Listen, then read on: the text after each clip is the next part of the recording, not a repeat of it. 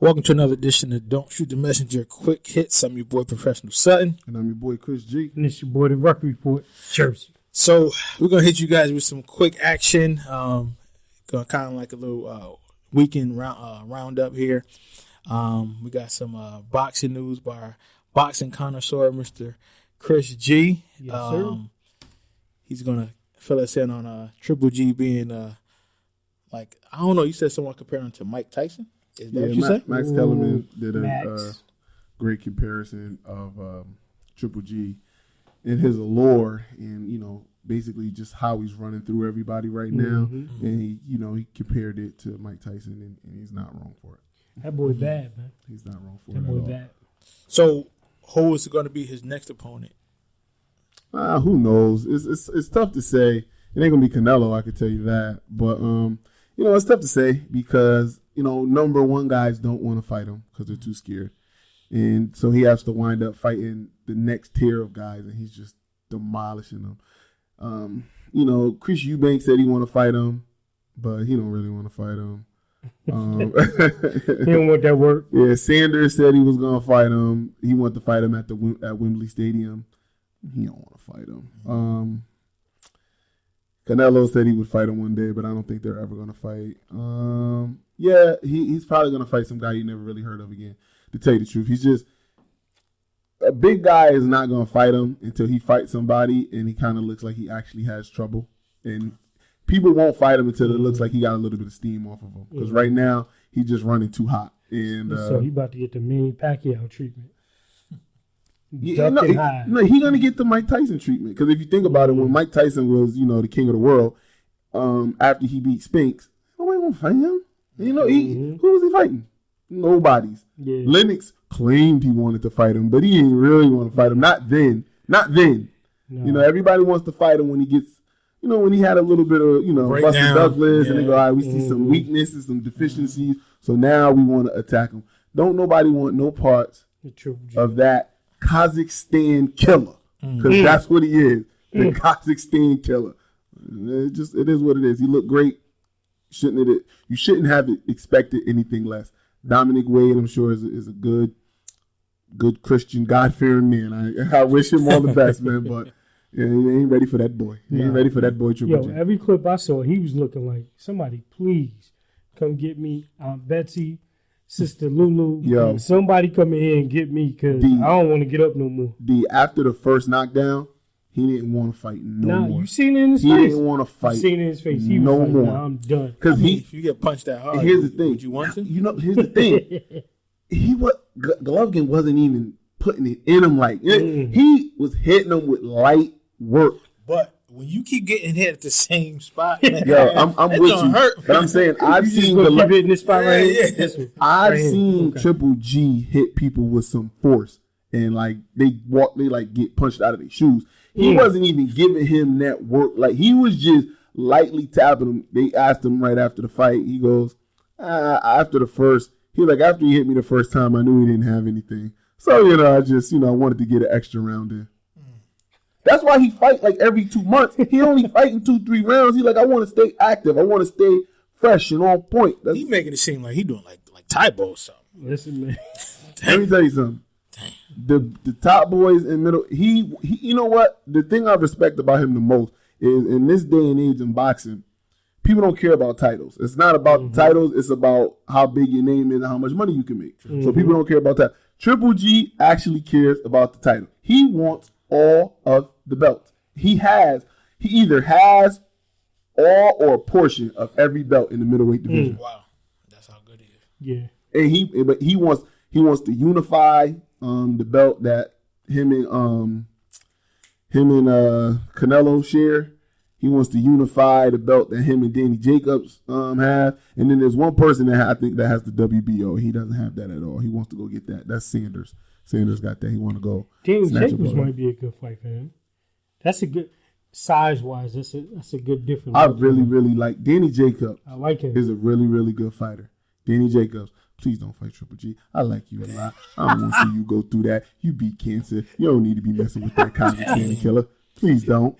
Stay away. That's like Stay far away. That's like one of your best friends talk about Don't say that. You know your mama around the corner. Yeah. Don't say it too loud. I like Danny Jacobs is a nice, good fighter. He is really, really good. He don't want nothing. So, in other words, you're saying, Danny, you beat cancer, but you ain't beating them 3 Gs. No, sir. He don't want that. No, sir. So moving on to UFC, MMA. Yeah. Last night.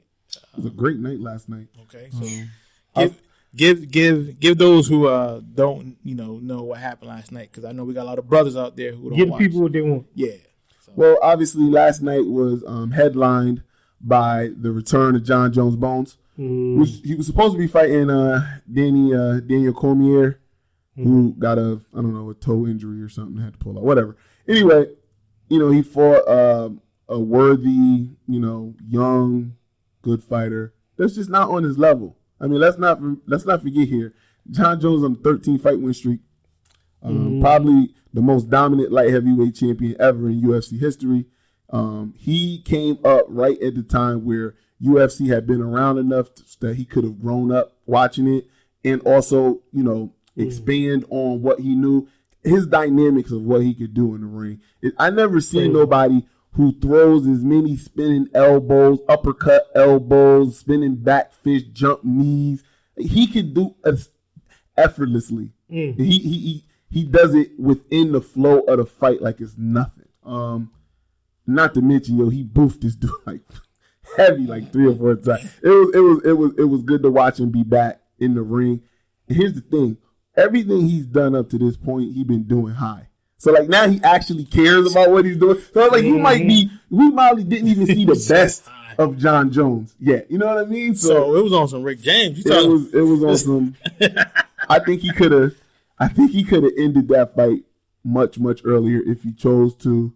I think he just wanted to get some rounds in and put in some work. If he had that crack appetite, he probably would have ended. I don't know. If he wanted to hurry up and get done so he can get high, maybe. But all right, listen, John Jones looked great. His name Fish Scale. His name is John Bone Jones. Is Fish Scale.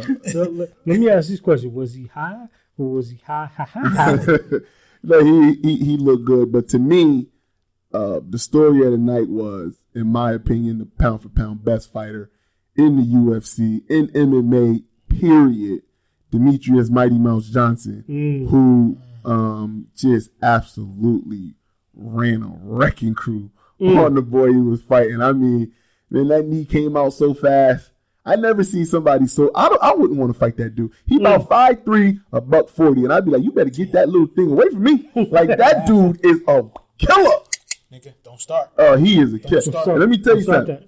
And they don't call him Mighty Mouse just because he got some big old ears too. Like if he come at you, them things come flapping. Yo, much respect to Demetrius Johnson. To me, that was kind of the highlight of UFC, just to see his dominance continue. And featherweights is never lower weight guys are never going to get all of the props and respect that they should get, but he definitely should get it. He's a monster. So shout out to him. And it was a good night last night for me, at least, watching John Jones get his dominance. Now, mind you, I'm watching all of these at the same time. I'll explain the setup to y'all out there later. But I'm watching. It's real, people. Oh, it's real. I'm watching John Jones on one TV. I'm watching Triple G on another. I'm watching Portland. Shout out to Rip City. Went on the other TV. It was a good night, man. Saturday was a good night. Now, Friday, I know you and I, we were talking off camera. We were at Bellator 153, so we didn't shoot all that. But shouts out to, my fellas. We was out there. We was out there. Yo, can I just say something, man? What up, y'all have now put me in a different round with the sports, man. Yo, for anybody out there Chris put me in the round, that don't know about MMA, son, y'all better get familiar, man. It's a great environment to go to. Great crowd, great action. I mean, it's like you sitting there and it's like you screaming for somebody to beat somebody up, or you want to bite their ear off, or something going down. But I liked it. I enjoyed every minute of it. That was dope. Y'all might not understand this out there, but in here we'll understand it. Punch him in the face! Yeah. Punch him in the face! Kick his ass, Seabass! So, how did you like Ben Henderson? Listen, Ben Henderson is a career lightweight. He jumped up to welterweight recently, but he's still lightweight size. So the fact that he has ever won a fight against a welterweight is just a credit to how good Ben Henderson is, because that's a little bit, I think, out of his range of what he could be at the elite level. But if you're a tier under that, I think he could see you. Listen, it was Andre did everything he had to do in that fight. He said, I can't go on the ground because his Brazilian jiu-jitsu is better than mine. I can't go on the ground because his wrestling is better than mine. And if we get on the ground, we're the same height. If I stand up and I use my distance and I use my reach and I use my height to my advantage, I should win. That's what he did. Because Ben Henderson, being 5'9", he can't just jump in and try to attack because he's going to get hit hard. You guys seen Ben could take a shot. I mean, he should have been knocked out. He was saved by the bell a few times. That boy got a chin. He got a chin. And he all heart. And if this